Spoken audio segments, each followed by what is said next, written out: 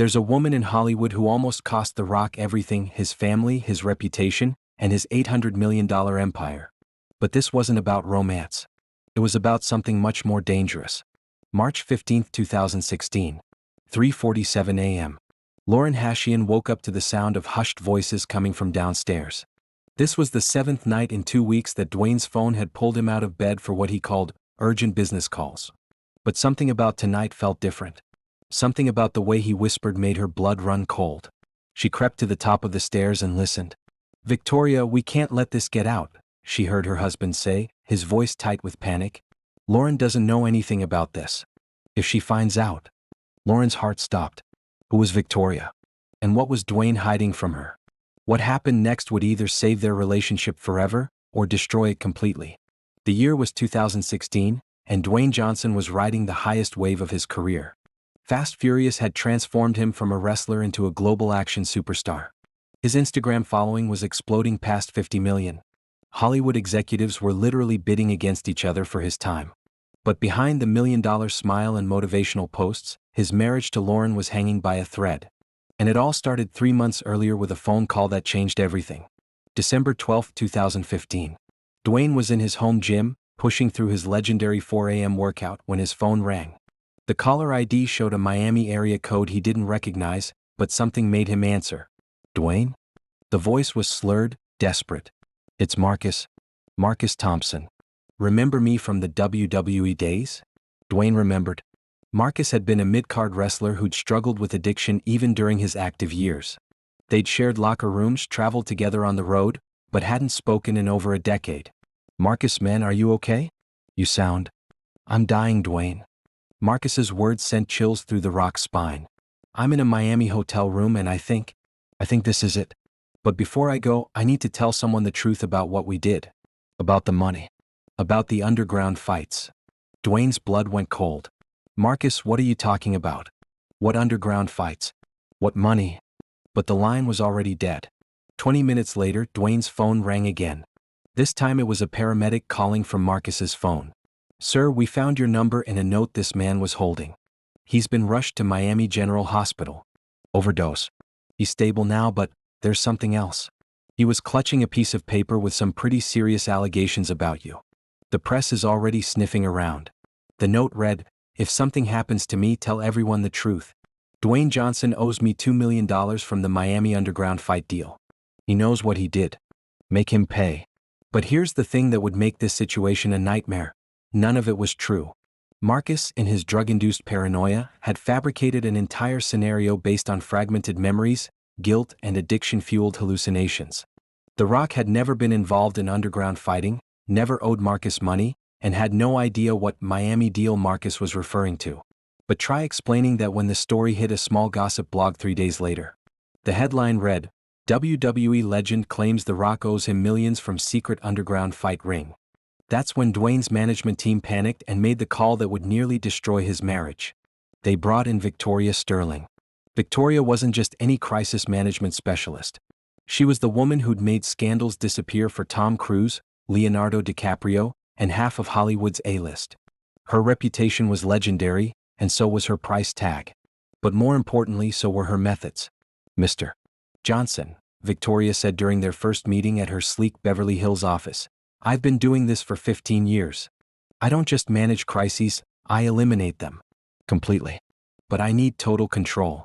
What Dwayne didn't understand was that Victoria's definition of total control meant infiltrating every aspect of his life. But that's exactly what she was about to do.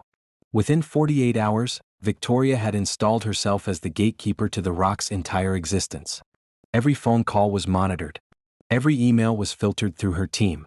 Every social media post required her approval. Every meeting, every appearance, every conversation had to go through Victoria Sterling first. "It's temporary," she assured Dwayne. "Just until we neutralize this Marcus situation and any other potential threats. Trust me, this is how we protect everything you've built." The problem was Victoria was brilliant at her job. The Marcus story began to fade from the gossip sites. Victoria's strategy of creating bigger, more dramatic narratives to distract from the original problem was working perfectly. But she was also becoming obsessed with The Rock's life in a way that nobody, especially Lauren, could have predicted. Victoria started showing up everywhere. At Dwayne's gym sessions, claiming she needed to monitor his interactions with potential sources. At family dinners, insisting she had to assess security risks. At his daughter's school events, saying she was protecting his image as a family man. Lauren watched her husband disappear behind a wall of handlers, security protocols, and image management strategies. The man who'd once shared everything with her was now checking with Victoria before deciding what to have for breakfast. But the breaking point came on a Saturday afternoon in May. Lauren was hosting a small barbecue for Dwayne's family. His cousins were visiting from Samoa, and it was supposed to be a relaxed, private family gathering. Lauren had spent all morning preparing traditional Samoan dishes, setting up the backyard, and looking forward to one normal afternoon with her husband. Then Victoria arrived. She didn't knock.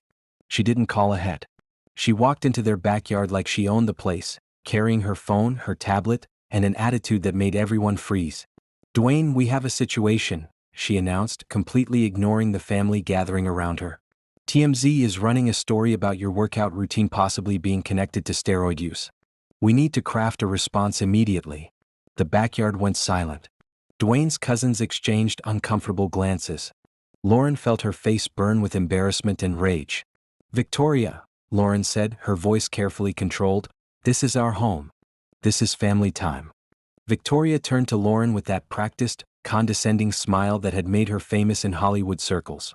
"Lauren, sweetheart, I understand this is difficult for you, but Dwayne's career is at a critical juncture. One wrong move, one bad story, and everything he's worked for could disappear." "And what about what we've worked for?" Lauren shot back. "What about our relationship? Our family? Our life?" That's when Victoria made the biggest mistake of her career. She looked Lauren directly in the eyes and said, "Honey, you're beautiful and I'm sure you're a lovely person, but you're not essential to Dwayne's success." "I am. My job is to protect what matters: his brand, his career, his earning potential. You're replaceable." The sound of the barbecue grill suddenly seemed deafening. Even Dwayne, who'd been trying to mediate, stared at Victoria in shock. She'd just crossed a line that couldn't be uncrossed. But Victoria had made one crucial miscalculation. She'd underestimated who Lauren Hashian really was. Lauren wasn't just The Rock's girlfriend. She was a Harvard-educated music producer with her own successful career and connections throughout the entertainment industry. More importantly, she was someone who'd loved Dwayne Johnson before he became a billion-dollar brand, and she wasn't about to let anyone destroy what they'd built together. That night, after Victoria left and the family had gone home, Lauren sat Dwayne down for the most important conversation of their relationship. "We need to talk," she said simply. "And I mean really talk, without Victoria listening in, without her team monitoring, without any of her crisis management. Just you and me." Dwayne started to protest that Victoria was just doing her job, that the Marcus situation was more serious than Lauren understood. But Lauren held up her hand. "I've been doing some research," she said, pulling out a folder she'd been hiding for weeks. "Did you know that 3 of Victoria's former clients got divorced within 2 years of hiring her?" Dwayne hadn't known that. "Did you know she's currently facing a lawsuit from Ryan Mitchell's ex-wife, who claims Victoria deliberately sabotaged their marriage to maintain control over Ryan's career?" Dwayne hadn't known that either. "There's more," Lauren continued. "I talked to Sarah Chin, who used to work for Victoria's company. She quit last year because she couldn't handle what they were doing to people's personal lives. Victoria doesn't just manage crises, Dwayne. She creates dependencies. She makes her clients feel like they can't survive without her." But the most shocking revelation was still coming. "I also talked to 3 journalists who've covered Hollywood for over a decade," Lauren said. "They all told me the same thing: Victoria Sterling doesn't just solve problems. She creates them. She manufactures crises to make herself indispensable. The bigger the problem, the more her clients need her." Lauren pulled out printed emails, phone records, and testimonials she'd gathered over the past month. While Victoria had been monitoring Dwayne's communications, Lauren had been conducting her own investigation. "The Marcus situation?" Lauren said. "A simple statement from your representatives explaining that Marcus was struggling with addiction and that his allegations were drug-induced paranoia would have ended this story in 3 days. Instead, Victoria turned it into a months-long crisis that's consuming our lives." For the first time in months, Dwayne saw the situation clearly. Victoria wasn't protecting him, she was controlling him. And now she'd threatened the most important person in his life. The next morning, Dwayne called an emergency meeting with Victoria. He walked into her office with a simple message: "You're fired." Victoria's reaction was exactly what Lauren had predicted. She didn't accept the termination gracefully. She didn't wish him well or offer to transition her responsibilities to someone else. Instead, she became the very threat she'd claimed to be protecting him from. "You don't understand what you're doing, Dwayne," Victoria said, her professional facade cracking for the first time. "I know things about this industry that could destroy you. Not just the Marcus situation, but connections to people you've never even met. I can make it look like you've been involved in things that would end your career." She was threatening to blackmail him. "I have documentation linking you to underground gambling rings, steroid suppliers, and financial improprieties that would make Marcus's allegations look like a parking ticket," Victoria continued. "You think you can just walk away from me? I own your reputation now." But Victoria had made one final, fatal miscalculation. She'd underestimated what The Rock was willing to do to protect his family. Instead of backing down, Dwayne did something that shocked everyone in the room, including his own legal team. He pulled out his phone and showed Victoria that he'd been recording their entire conversation. "In California, only one party needs to consent to record a conversation," Dwayne said calmly. "I've been recording all our meetings for the past month, ever since Lauren started investigating you. Including the one where you talked about manufacturing evidence against your former clients." Victoria's face went white. "You just confessed to attempted blackmail, conspiracy to commit fraud, and about 6 other felonies," Dwayne continued. "So here's what's going to happen. You're going to close my file, delete any information you have about me or my family, and you're never going to contact us again. Because if you do, this recording goes straight to the FBI, the California State Bar, and every entertainment reporter in Hollywood." The room was dead silent. "Oh, and Victoria?" Dwayne added as he stood to leave. "You were wrong about something. Lauren isn't replaceable. She's irreplaceable. But you? You were never even necessary." The investigation that followed revealed that Victoria Sterling had been running what amounted to a protection racket in Hollywood. She would create or amplify scandals for her clients, then position herself as the only person who could make them disappear. When clients tried to leave, she would threaten to release damaging information that she'd often fabricated herself. The Marcus Thompson situation, it turned out, had been completely manageable from the beginning. Marcus eventually got clean, publicly apologized for the confusion his addiction had caused, and the story disappeared completely, not because of Victoria's manipulation tactics, but because people simply stopped caring once they realized it was baseless. Victoria Sterling's company was shut down in 2017. She was disbarred in California and faced multiple criminal charges.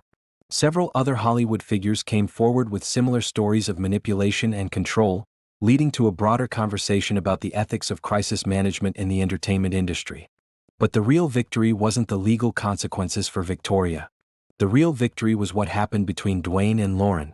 The crisis had forced them to confront fundamental questions about their relationship, their values, and what they were willing to sacrifice for success. They'd chosen each other over the promise of easier solutions and manufactured protection.